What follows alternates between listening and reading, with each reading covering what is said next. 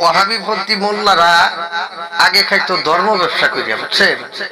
আগে ধর্ম ব্যবসা করে খাইতো, এখন তো ধর্ম ব্যবসা তেমন একটা চলে না, কারণ এটা তো 6 মাস চলে আর 6 মাস বন্ধ থাকে।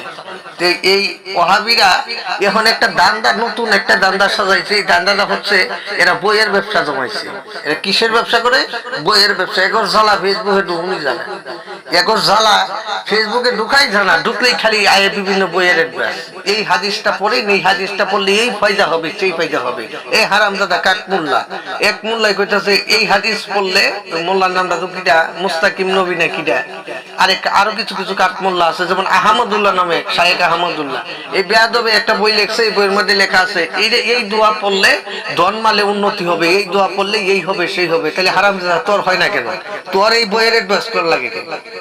এত কিছু পাওয়া যায়, তাহলে তুই পাইলি না কেন? এদের ব্যবসা তখন সব বন্ধ হয়ে গেছে, তখন এরা বইয়ের ব্যবসা চালু দিচ্ছে।